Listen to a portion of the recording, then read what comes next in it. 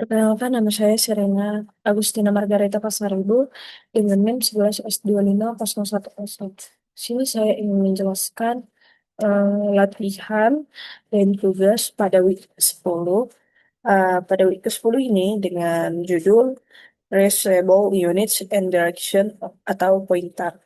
Nah, di sini saya akan menjelaskan pada topik pertama itu ada libmed.c dan yang kedua itu ada libmed.h dan main.c. Di libmed.c ini adalah fungsi yang akan dijalankan. Libmed.h itu deklarasi eh, code-nya, dan main.c ini juga isi dari libmed.c ini yang akan kita jalankan, yang ingin saya jalankan. Nah, di sini ada terdiri dari tiga file. Itu yang tadi saya bilang. Yang pertama itu libmed.c itu yang deklarasi. Gitmet.c itu adalah implementasi fungsi, dan ini deklarasi, dan selanjutnya itu pemanggil fungsi. Jadi pada latihan pertama ini, saya belajar membagi program menjadi beberapa bagian supaya lebih rapi juga. Terus gampang dipakai ulang. Program dibagi menjadi tiga file, itu yang tadi saya jelaskan. Dan masing-masing punya peran yang berbeda. Dengan file libmed.h itu ibarat daftar isi atau pemberitahuan bahwa kita punya sebuah fungsi bernama add pada libmed.h ini. Add.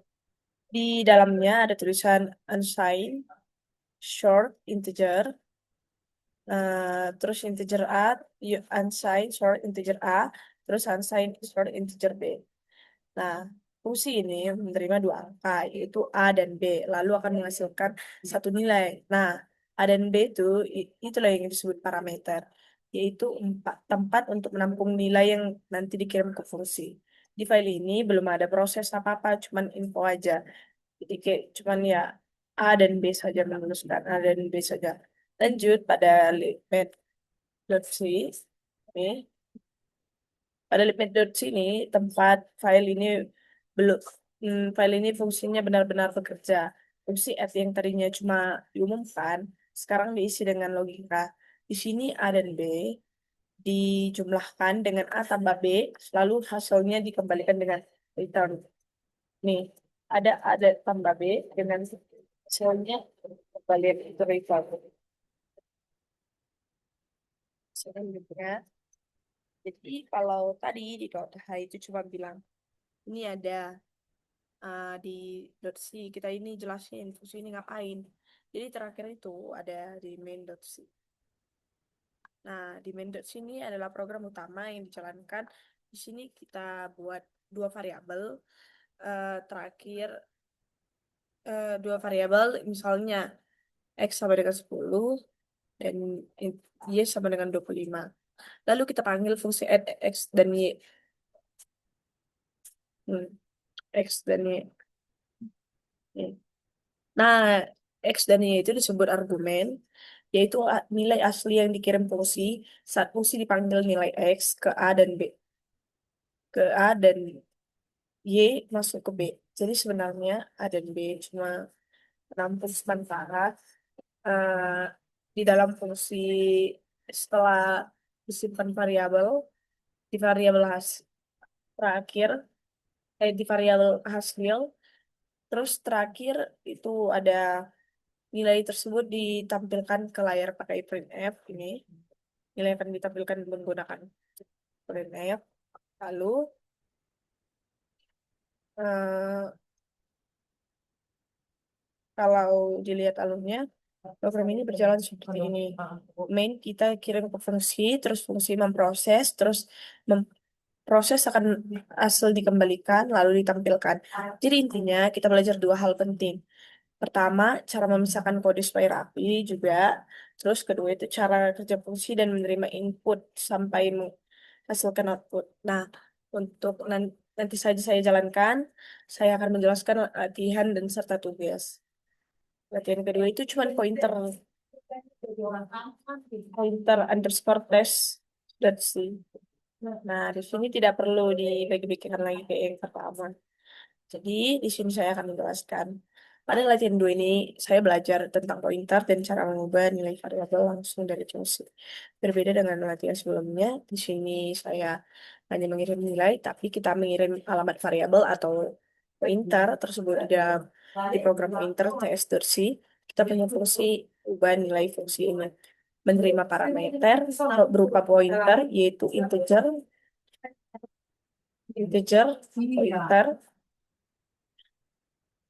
terus PTR, angka, tanda pointer itu artinya variabel atau tanda yang seperti ini. Tuh. Intinya variabel ini bukan menyimpan angka biasa, tapi menyimpan alamat memori dan dari sebuah variabel. Jadi fungsi ini tidak bekerja dengan nilai langsung, tapi dengan lokasi tempat nilai itu disimpan. Di dalam fungsi ada baris PT, bintang, PTR, angka, sama dengan bintang, PTR, angka, tambah 50. Nah, maksudnya kita mengambil nilai yang ada di dalam alamat tersebut lalu menambahkan 50 dan hasilnya disimpan kembali ke alamat yang sama. Jadi perubahan ini langsung terjadi pada variabel asli, bukan salinan. Lalu di main kita punya variabel nilai itu 10. Nah, di situ nilainya 10. Sebelum fungsi dipanggil, kita tampilkan dulu nilainya. Setelah itu kita panggil fungsi dengan ubah nilai atau eh, persen persen nilai. Nih, tanda persen itu digunakan untuk mengambil alamat dari variabel nilai.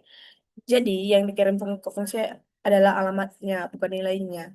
Ketika fungsi dari variabel itu dikirim, eh, pointer PTR angka akan menunjukkan ke alamat nilai. Saat nilainya diubah dalam yang awalnya 10, akan berubah nantinya menjadi 60. Jadi alur programnya adalah variabel dibuat di main, terus ke alamat dikirim ke fungsi, fungsi mengubah di alamat tersebut, hasilnya langsung berubah di main. Inilah yang disebut pass by reference, yaitu kita mengirim alamat supaya fungsi bisa mengubah nilai asli. Intinya, latihan ini mengajarkan bahwa dengan pointer kita bisa mengakses dan mengubah data secara langsung dari fungsi tanpa perlu mengembalikan nilai seperti biasa. Ini sangat berguna. Kalau kita mengubah banyak data, jadi sekaligus akan bekerja dengan array atau dikelompokkan.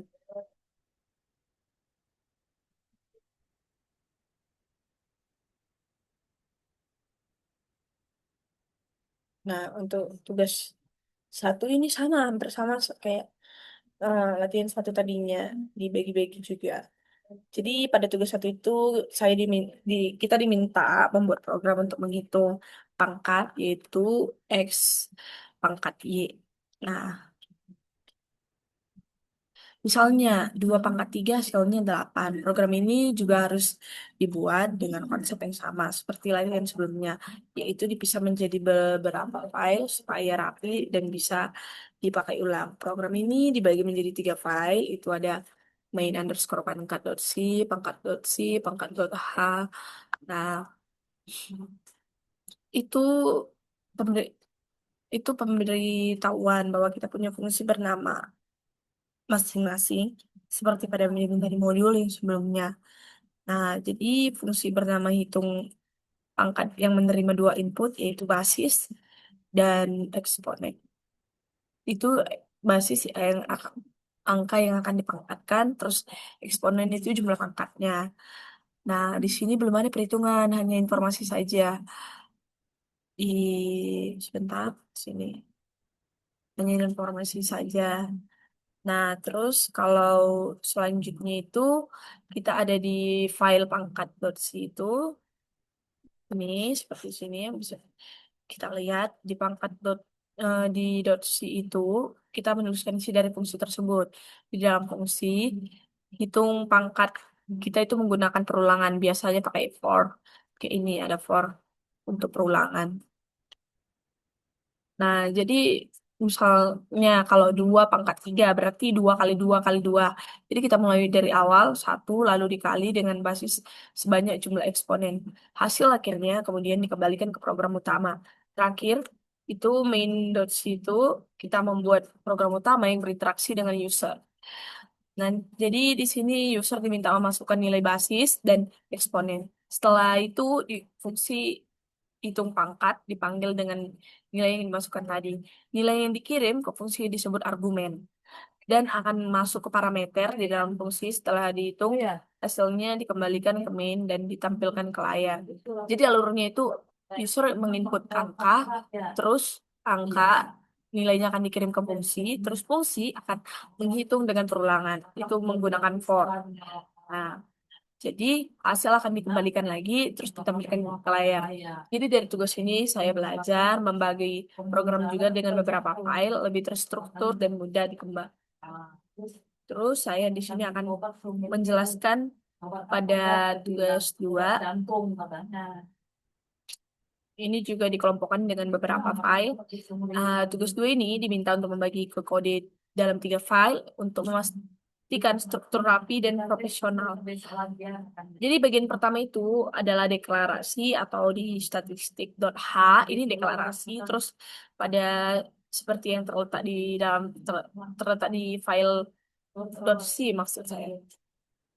Nah, selanjutnya di sini kita akan menggunakan berbagai parameter seperti array dalam kurung tutup kurung kayak ini. Oke. Sudah, itu parameter. Terus ukuran serta pointer itu seperti ini. Itu tertinggi ada, terus terendah juga ada, terus dan rata-rata juga ada. Enak dia dikasih tahu pasti tahu diperlukannya. Yang berfungsi sebagai pintu masuk bagi data untuk diproses. Di dalam fungsi ini program melakukan sebagai pintu masuk bagi data untuk diproses. Di dalam fungsi ini program melakukan perhitungan statistik menggunakan perulangan untuk membandingkan nilai satu persatu guna mencari angka tertinggi dan terendah, sekaligus menjumlahkan seluruh nilai untuk menghitung rata-ratanya. Penggunaan tanda bintang atau pointer pada parameter sangat krusial, krusial karena memungkinkan fungsi untuk mengirimkan kembali sebagai hasil perhitungan sekaligus ke program utama. Terakhir itu setelah komponen dioperasikan akan melalui pemanggilan fungsi di dalam file yang main statistik main underscore statistik.c. Pada tahap ini kita menyiapkan data asli berupa array, itu ada nilai mahasiswa. Lalu memanggil fungsi hitung statistik dengan memasukkan variabel-variabel tersebut sebagai argumen. Setelah fungsi bekerja di balik layar, hasilnya akan langsung tersimpan ke dalam variabel maksimum, minimum, dan dari sini aja lah ya rata-rata. Nah, dan kemudian dicetak ke layar, tersimpan ke dalam variabel tersebut. Terus pendekatan seperti ini memudahkan mahasiswa berkolaborasi untuk melakukan perbaikan kode. Karena logika, perhitungan atau dapur terpisah jelas dari tampilan utama program atau penyajian.